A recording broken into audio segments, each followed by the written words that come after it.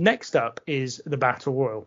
So it starts off with Gene Okerlund. He is the special guest ring announcer for this, and he brings out a couple of special guest timekeepers and referees, including Dick Butkus, who I've heard of, but I think mainly because I believe that's who Rocky names his dog after in the Rocky films, is Butkus. Yep. And also Ed Too Tall Jones is another referee, I'm assuming another former NFL player of some kind. The participants in the Battle Royal are Jimbo Covert, Pedro Morales, Tony Atlas, Ted Arcidi, Harvey Martin, Danny Spivey, Hillbilly Jim, King Tonga, Iron Sheik, Ernie Holmes, Jim Brunzell, B. Brian Blair, Big John Studd, Bill Fralick, Bret Hart, Jim the Anvil Neidhart, Russ Francis, Bruno Sammartino, William the Refrigerator Perry, and Andre the Giant. That's in order of how they are announced as well. There are, I believe, 6 of them are NFL players or former NFL players. Most popular of all of those is William the Refrigerator Perry. I think we're going to disagree on this match. So let's see how we feel. The match itself goes for just over 9 minutes. Andre the Giant wins last, eliminating Bret Hart when Bret's caught on the top rope and gets thrown out onto Jim the Anvil. Matt. This was just a match of odd ring attire. I've never seen Andre the Giant wearing yellow, which was just an absolutely bizarre sight in of itself. And the Hart Foundation, was it like a teal colour sort of, ring gear they were wearing? I've never seen them wearing that before. And I was like, what the hell is that about? Teal? It looked like a dark teal kind of colour. What is blue, do you mean? No, teal. It was teal. I used to work in a clothes shop. Trust me, it was teal.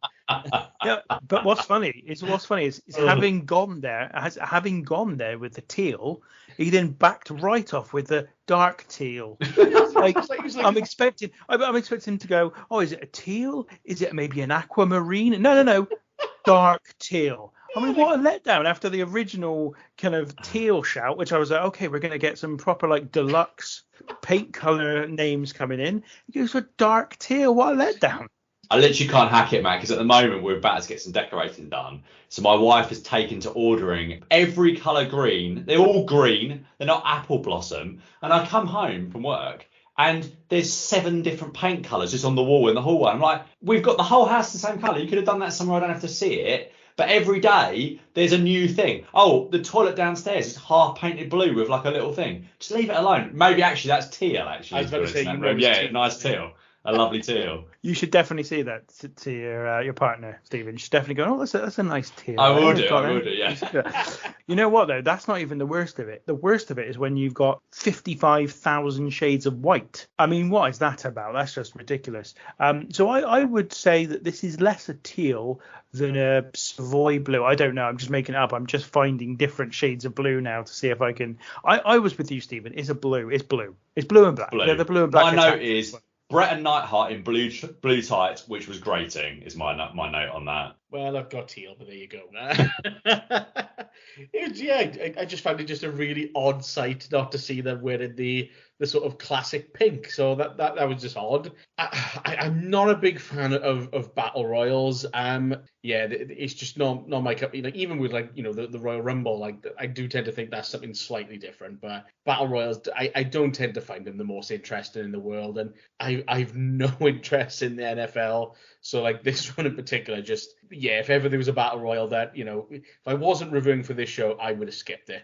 There was just nothing in it for me that I wanted to see. I did suppose have a little bit of interest in the sort of main finish of it with Andre versus the Hart Foundation. That was kind of cool. I mean, I don't know about you guys, but to me, Andre still looked a little bit slow and not like he could do an awful lot. Like I'm sure it must have been like a clothesline or some form of kick that he did to Jim Neidhart, and the bump that he took for it. I mean, he oversold the hell out of it because Andre could barely get it, like his leg up to hit him. So, he tried to give him the best bump possible for it. But when he tried to press Bret, I think Bret was trying to, Bret Hart was press slamming himself. It wasn't great, but people enjoyed it, and, a recognizable name that they wanted to win one. So I think Andre came back for the Hogan match, and then he had his back operation in '87. So this was about as bad as it gets. I think he did the famous Princess Princess Bride, is it the famous film of him? Yes, but that was after this, I think, before WrestleMania. But he was in bad shape here. Gene Oakland said Pedro Morales was the only man to hold all 3 recognised men's titles. I wonder what the unrecognised titles were. Russ Francis, good old Russ Francis,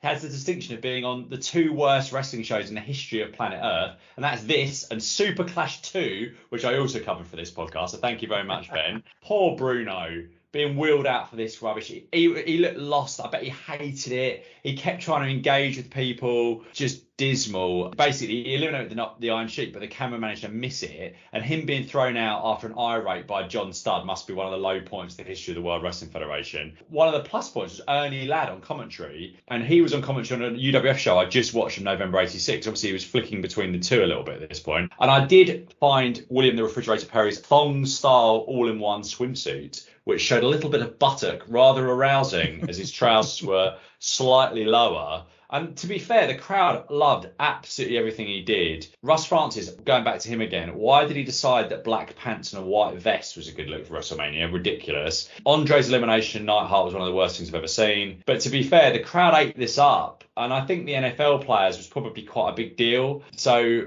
I think Battle Royals are lame, but I think this was probably about enough of a spectacle for people watching at the time in the States for this to be somewhat passable, I think. Yeah, I think that's it. I mean, as I said earlier, like we're dealing with a very low bar at the moment, but this clears that very low bar significantly because it's actually people are invested in it, people are interested in it. There's some bits and pieces that are quite fun. The bit with when William Refrigerator Perry kind of does his football tackle on Big John Studd in the corner, people are going mad for it. The bit at the end with the Hart Foundation and Andre the Giant's really cool. It's also packed. Like, it's packed with stars. So if you just accept the NFL players are stars, and I don't know that perhaps they weren't, but certainly Perry certainly appears to be one. So if you just accept that they are stars, then you add on the fact you've got former world champions in Pedro Morales, the Iron Sheik, and Bruno Sammartino. You've got Andre the Giant, who probably even at this point was still probably the biggest star in all of professional wrestling, certainly internationally, maybe not in America by this point anymore. Yeah, this is packed with stars. This is a really, really big match. Obviously, Sammartino is a good 10 years past the point where he would be a major